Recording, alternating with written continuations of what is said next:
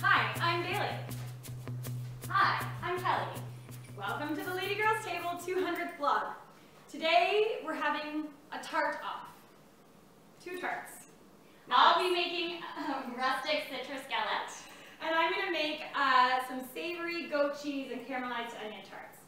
So the first thing we need to do is make our pie shell. And what are you going to start doing? The first thing I'm going to do is candy some citrus for the galette filling. So I have a mixture of blood oranges, some lemon, some tangerine, and a grapefruit. So it'll be a mix of citrus flavors. Okay, fantastic. Well, while you start that, I've got here a cup and a quarter of flour, 2 egg yolks, 1/3 of a cup of sugar, and I've also got some cold water and some cold butter. I'm going to slice all of the citrus.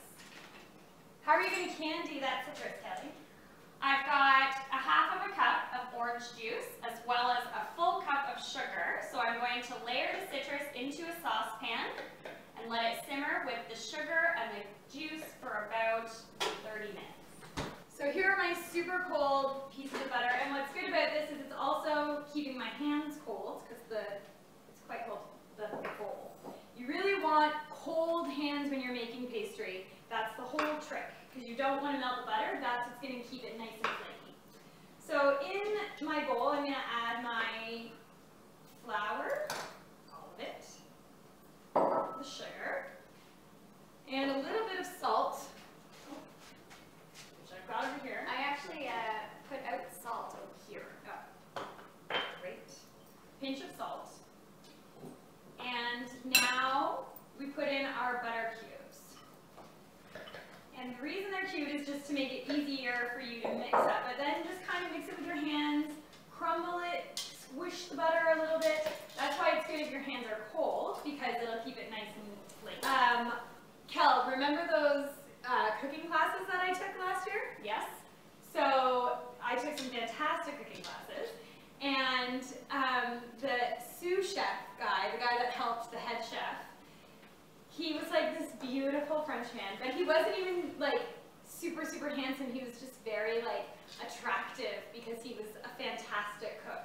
And he told me that my hands were an excellent pastry making temperature. He said I had good hands for pastry. Really? Yes. And I decided he was probably meant to be the love of my life, because he told me that on a Friday night, he and his buddies like to get beer and chips from the chip wagon, and then they go home and they make their own mussels, and they mool and fried on Friday nights. That does sound like your perfect partner.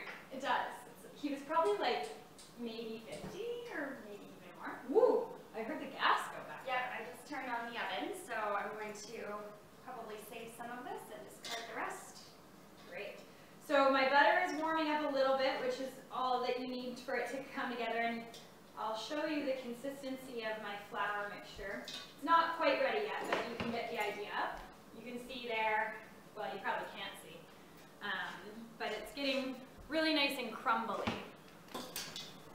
I'm going to sprinkle the sugar over top of the citrus in this pot, and I've got the heat up pretty high. And so, did you say you're adding, oh, you are adding sugar to that. Yeah, there's sugar in the orange juice, but then to really candy it, you need more Okay, sugar. I'm pretty much ready here with my crumbly cornmeal. So, now I'm going to add my egg yolks. And are you going to use 2 egg yolks or 1? 2 egg yolks. There they are there. Well, actually, the recipe is just calling for 1, but they're really tiny. they're very small. These probably were not free-range chickens. They were probably horrifically abused chickens. Probably. And I'm just using my hands because, you know what? So what you don't want to do is overwork it. So I'm just now using my hand as like a paddle mixer to get it all. Maybe we're going to need a little bit more water. Depending on the humidity of where you're working, you'll either be adding a lot of water or just a little. Yeah. And depending on whether you have a fantastic sister to help you, you can do it with one hand and mix, or your sister. Dough is ready. It's come together beautifully. Wonderful. So the most important thing to do now, besides get it off my hands, is to chill our dough. So you're not gonna go crazy and put this to bake right now. The reason for that is that it needs to get cold again so that that butter can solidify up again. And then when you actually bake it, it'll stay really nice and flaky. Yes, because when the cold butter hits the hot oven, the steam creates the pockets, which form into flakes. Wow. I know, I'm practically Alton Brown. That was really scientific. You went. So here's our our dough here. We're going to take a little break while the dough chills and while my citrus candies, and you'll see us again soon. And just one other thing that we're going to do now is start slicing onions for those caramelized onions. So we'll be back. Welcome back. So we've done a lot. Yes, we've candied all of the citrus, so you can see here are the candied slices ready to go.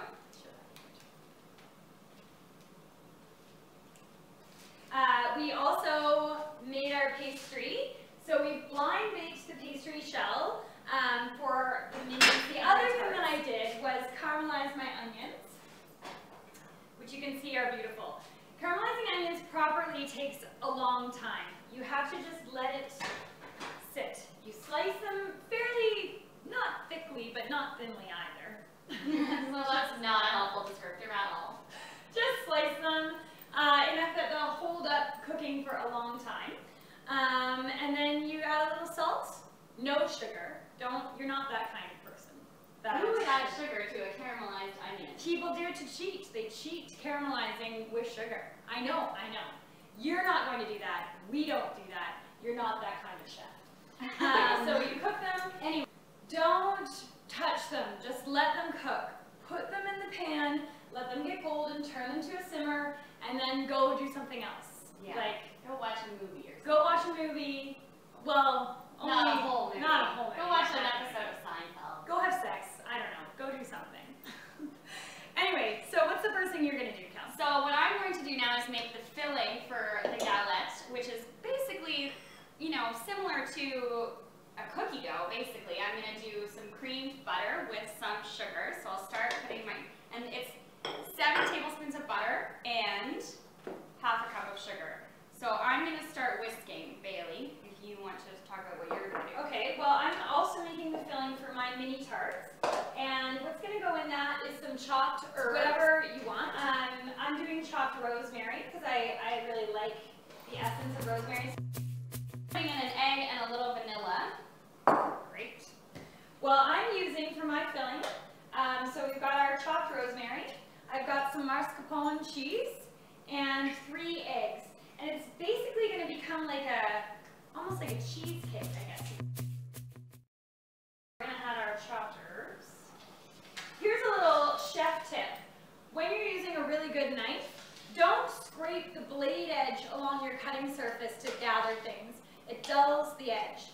Instead, yeah, use the back of the knife. It's also probably quite a bit safer. So right here I have a cup of finely crushed walnuts that I crushed in the chocolate grinder. Yeah, it is looking beautiful, and all I need now is a couple tablespoons of flour, like I said, as a binding agent. So, this is my creamy filling for the galette. You can see it's thicker than cake batter, but it's almost like an icing. So, first things first, we're going to spread the creamy mixture into the center of the pie crust. I should say here that I've used Vidalia onions to caramelize. And 1 big Vidalia onion is fine for, I'd say, 12, maybe a Vidalia and a half. So that's looking good. So I'm just adding caramelized onions to the bottom of the pie shells. How long are you going to bake that galette for, Kel? Do you know? I have to double check the time. I can't remember. These are going to bake for about 20 or 25 minutes. Are we baking at the same temperature? Are they going in together? I think we're both baking at 350. Okay. All right. Are you comfortable with that? Yes, I'm comfortable. Now, I'm tempted